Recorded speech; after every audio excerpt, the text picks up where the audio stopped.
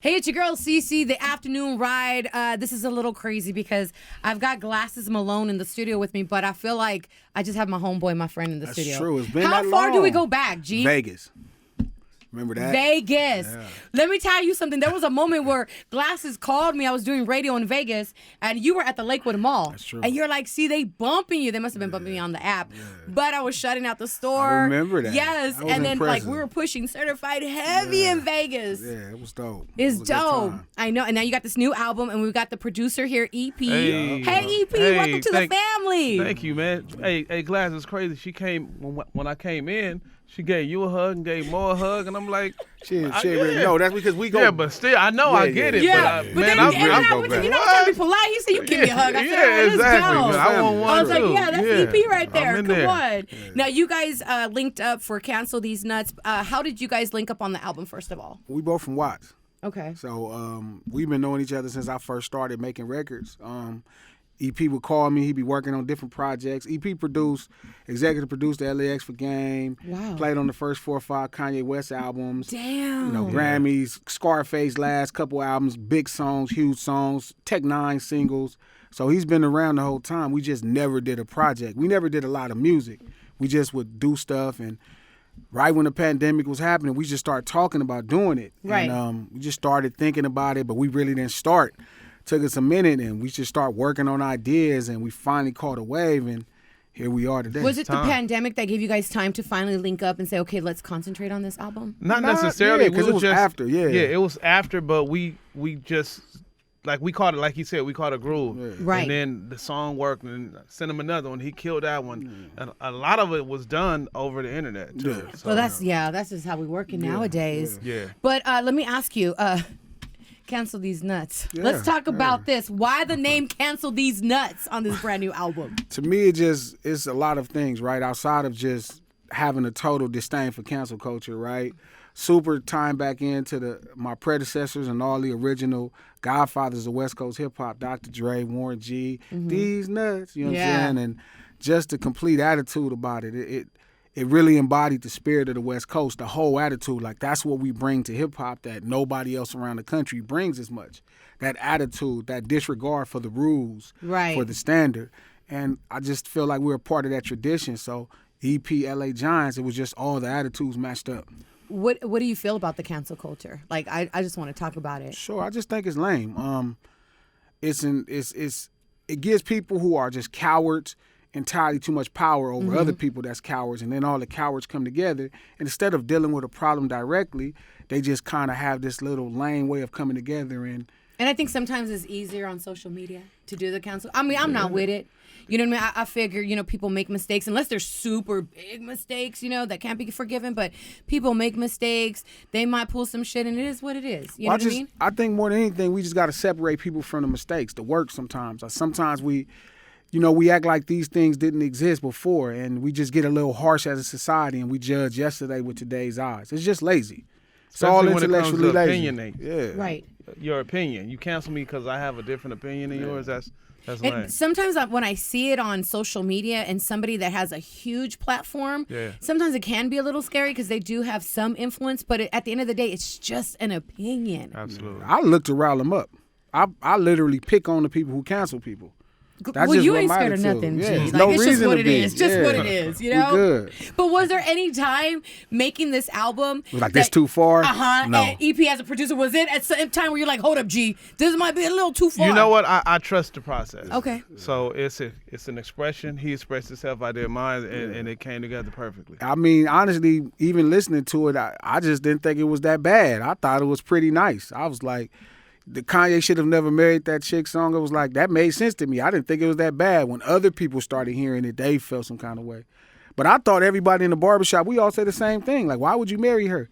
But when you say it publicly, I guess it sounds crazy. And you addressed the person. That what I mean? Kim Kardashian people come up wasn't to you, doing you that. might People holler, wasn't doing G. that. Holler where?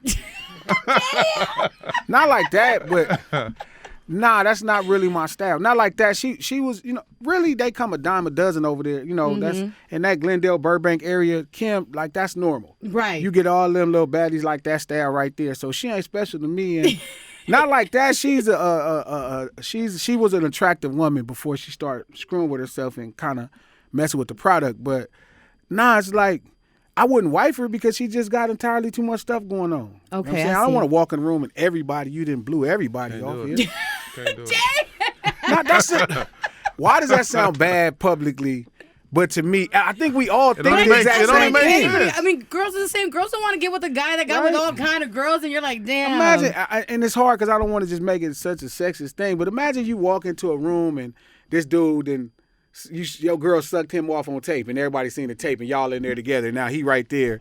I could imagine how Ye felt. He's sitting right here and Ray J He's right just probably there. a confident Yeah. brother. You know He what I'm is saying? not. That's Yeah. why. Look at him. He start getting liposuction and losing his mind. And look at him now. Like this is what happened. Okay, boy going through it. So let's talk about this because you talk a lot about masculinity in hip hop. Like, how do you feel men are represented in hip hop these days? Horrible. And it's not a real representation of what's going on the corner.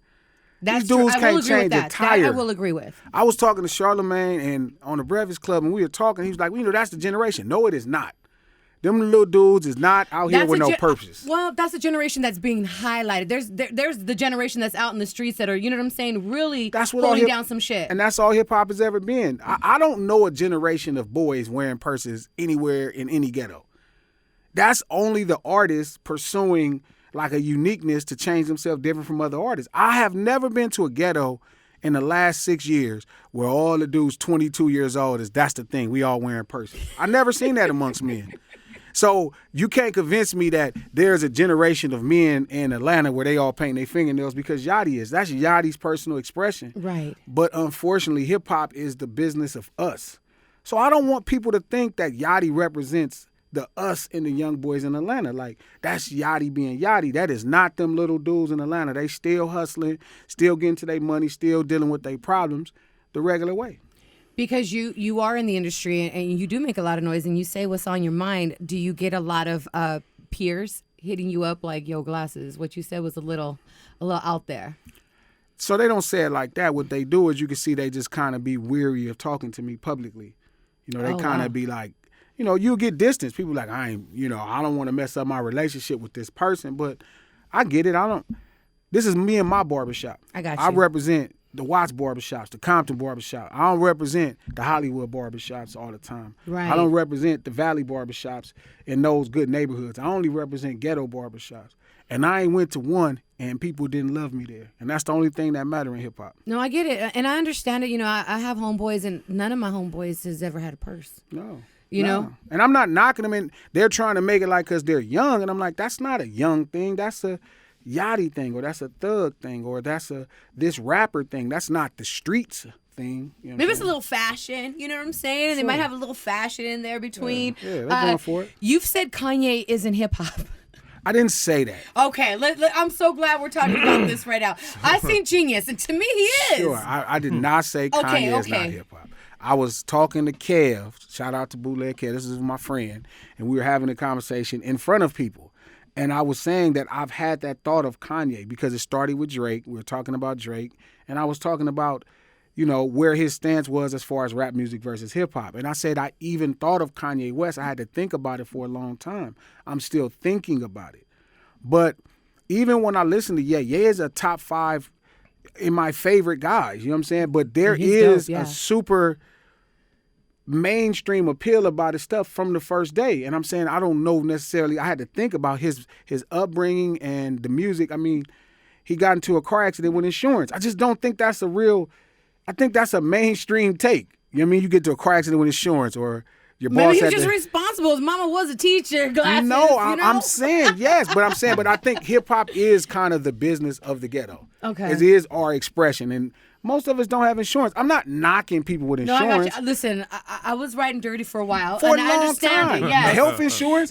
Most When the people I cop know gets got behind you, Medi-Cal. you sit up a little bit, and you're like, "Please, I ain't got no insurance." Yeah, Fuck, and yes. most people I know that go from the ghetto, they have Medi-Cal. You know what I mean? Like they don't have, like he got into a car accident with insurance, or like the depth of his struggle was being accused of stealing pants at his job. And how do you feel about that? Because you've worked with Kanye. I have worked with And Kanye. So this is a tough thing. what are your thoughts? My thoughts is that's G's opinion, Okay. and the way he describes it and his definition of what hip hop is, then it fits that Yeah.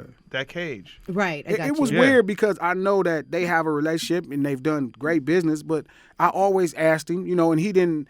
It wasn't ever like, yeah, Glass, do your thing. I don't care about you. It's like, if that's where you at with it, do your thing. You know what I mean? You're a grown up. So I think more than anything he respects, I've handled everything with care. Like, I'm not just out here slandering Kanye. It's Kanye West. I would Right. never Yeah. slander Kanye West. And it's He's like your one of the it's your greatest. artistry. You know Yeah. what I mean? And so I just felt like we was having a conversation and it was a thought. Because, if you think about it, he has triggered this kind of Yeah, he middle has. class, suburban, hip hop Backpack. epidemic thing. Not even backpack, but epidemic that we had. Because we had great backpack rap. Most Def is backpack rap.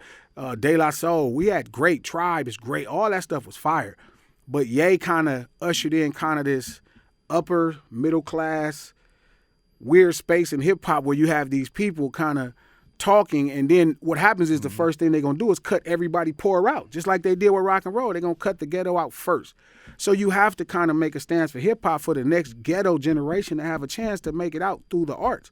love Without that. it turns into pop music, and you have a bunch of people that's just like upper class whose stories are explained already in every Hollywood film. Even the middle class Black American experience has been chronicled since the 70s and 80s. There's been Theo Huxtable, Eddie Winslow, Willis from, Different Strokes. Like, Yes. it's just been different things. They have representation. The ghetto didn't have representation, and that's what made hip-hop the perfect art expression for the ghetto. What people can't say about you, Glasses, is that you're not passionate about how you feel, And there is a certain type of gatekeeping, or that you have about you, gatekeeping that. And also, too, not only are you a gatekeeper, but also, too, you want to bring the next generation. You care about the next generation from the hoods where we've all come to. You know we what I mean? need this. Now, you talk about Snoop Dogg, and you say that Snoop is a staple in hip-hop, which I agree. Snoop, to me, Greatest is the hip-hop artist. biggest international Greatest hip-hop hip-hop artist superstar. ever, We right. know that. Why do you say he's underrated, though? Because I think people, so there's a couple things that Because they I don't do. think he is, but tell me, yeah. Well, he is, right? Because one, people don't respect what he does as an MC, right? There's this weird kind of dynamic, like, well, he's not rapping about this or he's not using these punchlines versus, man, this man has got on every record and you'll never see somebody clearly just be better. Snoop has created a space to where it doesn't matter who he's on the record with, his presence will always be felt. Yes. And even as a hip hop phenomenon, right? No artist in the history of this culture has been more of a cultural renaissance than Snoop. Snoop completely changed how people looked at LA street urban culture single-handedly. I agree with that. He's on TV with Martha Stewart. Like that, it was a second they was Who would have banning him. even thought that they would No team one. up? Yeah, and he's still What? And he's still the culture. See, that's the difference. A lot of artists ascend to where he's at this point. The few artists that do, they immediately say they changed the culture. Or we don't represent those streets anymore. Mm-hmm. Snoop never let the streets go. Remember in 1993 when his album came out, he was going to do a tour in England. And they were trying to stop him from getting in the countries. They had magazines saying he was the devil trying to get into the country.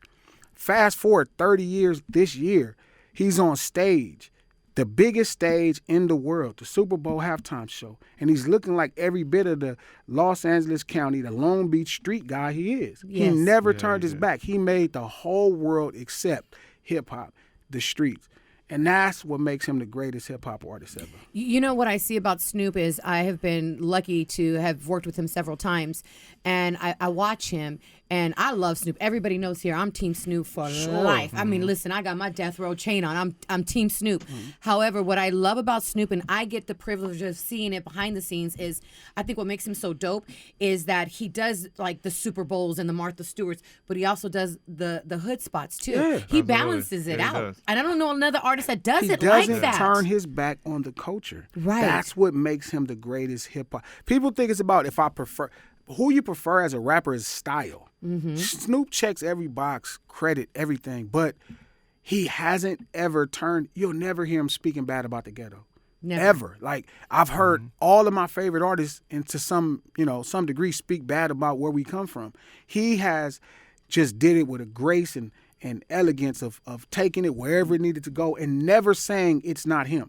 He defined how people can see it in a different way. And that's really what to me, like when you say Crips, like he's never said he wasn't. And he said, I'm going to do it my way. And everybody respected it. Well, we've talked about it, Snoop has his clothing store, Snoopy Clothing in Inglewood. And we're like, man, Snoop Dogg is Snoop Dogg. He could have it at the Beverly Center. Sure. He could have it anywhere in the in LA, but he chooses Inglewood. Yeah. You know what I mean? He still keeps it where urban. It's urban, you know what I mean? And where the culture's at. Sometimes, and I say that, we just look at him because he's right here, man, but that dude is really like, I keep saying this, is Jesus Christ, is Mickey Mouse, it's Michael Jackson, then it's Snoop Dogg. There it is. Like that type of impact, you know what I'm saying? And people don't see it that way because he's right in front of us all the time, but it really threw me off one day when I really looked, and I was like, damn, he never turned his back on the culture. That's why we love Snoop. So let me ask you, we already know Snoop's probably in one of your top 5, and I'm going to ask you, EP, top 5 artists. Top 5 artists to work with. Scarface. Love it. His birthday was yesterday. Yes, happy birthday. Yesterday. Happy Scarface birthday. is one. I like working with Game. I work with Game several albums that I've worked with or period. That you worked with or period. It's up to you. Donny Hathaway. Donny Hathaway. Who else? Shout out to Rick Nate, Rubin. Dog. Yeah. Producer, but I get a lot of influence from him and Teddy Riley. Who have you learned from the most in your career? Because you've worked with a lot of people. EP. Who's that one person that has just put so much game in your ear? Probably Scarface. Really? Because I got to use all of my talents on one project with him, and it took 5 years. So his last album, Deeply Rooted, took 5 years to come out. Oh, but I executive produced that, but I literally wrote on it. I even sung backgrounds on the song. I put my artists on. I played on things. I did all the transitions. Just so many different levels and tiers. That's crazy. I didn't even know that. Yeah, to make that album. Deeply Rooted is dope. Yeah. It's a good album. And Scarface is on our lineup for our 2024 Crush Groove. I know we're going to be there. Yes, you're going to be there too. Everybody was excited. I was like, yo, Scarface, this shit is going to be lit. Yeah, and for him to be one of my favorite artists before I even met him, and to now be his friend and talk to him every other day on FaceTime is crazy. That has to be a different type of feeling, right? Yeah, it is. I always say this about Scarface, and he laughs. Scarface laughs, he laughs, but I really feel like I'm not sure if he's not God. You know what I'm saying? Yeah. Like if hip hop, I know this sounds crazy, but like he has a rap song, a song called Never. It's like probably my favorite rap song ever, but his first lines is, I will never violate the codes to the streets, and I will never make a promise that I know I couldn't keep. Like, who talks like that? That's like some biblical stuff. Yeah. I'll never disrespect my mama. Never disrespect her mama neither. I'll never turn my back on Jesus. Who even raps like that? You can't tell, and he laughs and I'm serious. I'm like, to bro. me, a real man. Yeah, but that's like nobody else. Right. So Scarface that's dope. Yeah. Because I really thought our sound was going to come out a lot like Face. Yeah. And then we ended up getting some stuff that came out a lot more like you said your sound like this album is more like Straight Outta Compton, right? Yeah. Why do you think? Well, it started off super soulful, and we started making records, and we were making some cool records, but they wasn't they weren't like completely unique the way to me we would meet at. Mm-hmm. And we end up working on, which is Kanye Should Have Never Married That Bitch, and it just felt like something I never heard before. And then we worked on another record, which ended up becoming Nike Cortez. And we worked on another record and ended up being these really up-tempo, energized records. So we got about 5 records in, and I told him, I was like, oh, this is Straight Outta Compton. This is where we're going to meet at. We're going to meet. That's a big statement, Glasses Malone. Yeah. I'm just saying, that's a big That's where we're going to meet at. And so when you listen to it, songs like The Loke, this energy, like when I hear The Loke, I hear Quiet on the Set with Ren rapping. You know what I mean? So how everybody else hear it is going to be different. How I hear it is, I hear it based off the stuff that inspired me to even, make records at this point. Top 5. I know that Snoop's in it. So let me see. My personal top 5, right, is Snoop, Scarface, Snoop, Hove, Ye, Rick Ross. Hove got to be in there. You know what I mean? One of the best of the best. When I was hustling, he gave me like a balance that could never be broken. Like Scarface as a gang member gave me like peace in this struggle. Okay. Well, Jay did the same thing for me as a hustler. So their music is like completely I'm indebted to their music in a different way. Absolutely. Do you think that this new generation of hip hop, these new artists that are coming in, do you think that they're watering down the culture? No, I don't think they're watering it down. I just think they're just not being produced. I think they have culture, man. They got some dope guys. You know what I mean? They're just not being produced. Like it's different. Snoop Dogg came, it's fucking Dr. Dre. Yeah, I got you. You know what I'm saying? It's different. You have Scarface is Mike Dean and N.O. Joe and some unbelievably talented people. You know, Jay-Z, you know, he had really great producers. He broke Kanye as a talent. You know what I mean? So when you compare the guys that came up, they were being produced versus this generation where they don't have the blessing of being produced. And I think it's so fast. And it's exposure too. Yeah. Because what's their oldies now? Right. That's true. I was saying that too. 90s records is their oldies. It's a joke going on with us. And that's the trip to me, by the way, just like even hearing that. Yeah. You know what I mean? That's right? a trip. I talk to the LA Giants, Deuce and Joey, right? And we talk all the time, and I'm like, we're under we don't, Snoop, Scarface, their generation grew up to R&B. Yeah. So their hooks are better, their melodies is better. They grew up to they grew up to the Ohio players, Teddy Pendergrass, exactly. you know, I Shaka. grew up to Snoop. So it's not fair, you know, even when you talk about making hooks versus him taking the prowess of the Ohio players or Zapp and Roger or Funkadelic Parliament, and I got Snoop. That's not fair. You know what I mean? Because Snoop is taken from them, and I'm taking from Snoop, and it's like I keep encouraging a lot of younger artists, like, look at R&B, because I think the true joy of hip hop lies in melody as well, and we don't take advantage of that. I agree with that. I mean, listen, growing up in LA, I know a lot of gangsters, and guess what? A lot of them bump oldies and R&B. Absolutely. They really do. Yeah. My greatest inspiration right now was Barry White. Nice. That's where a lot of my game is. People don't know why my game is changing. I'm getting records, radio is adding my records, things are happening. It's because Barry White's my inspiration, not rappers. I love Scarface with all my heart, and he is like, you know, Ice-T has been huge. Super Gang, filling my head up. You know, everybody, all of those guys, Dre, everybody been filling my head up. Barry White is the reason I go on. So when I listen to his music, I see how melody can be used much better. So when you hear my records at this point on Cancel These Nuts, you're hearing a lot of really, you know, Barry White inspired ideas. I love that. I love that. Now, let me ask you this. We are approaching 50 years of hip hop. EP, I'm going to ask you first. When you think of hip hop, who do you feel paved the way? 50 years. 50 years. In one group or artist? Yeah, or a couple, yeah. Run DMC. Heavy D is another one because he added the R&B element. Outkast. I look at different regions and what they contributed to hip hop, and a lot of those. Outkast is good, yeah. I definitely. I mean, I'm a huge So Def, Jermaine Dupri. You know what I mean? Man, JD's so fucking. JD it's kills it so all many. the time. Yeah, it's so JD many. is I don't so even think nasty. top 5, top 10 is even a fair conversation because there's so many people that have contributors. added different elements to it. Yeah. Absolutely. How about we go projects, like 400 Degrees, right? Country Grammar. Right. What's Blueprint, right? Wouldn't it for me? Yeah. Blueprint is that's my second favorite yeah. album. Yeah. But I'm saying, but let me get some love, right? What's the second Houdini album that Larry Smith did? Is it?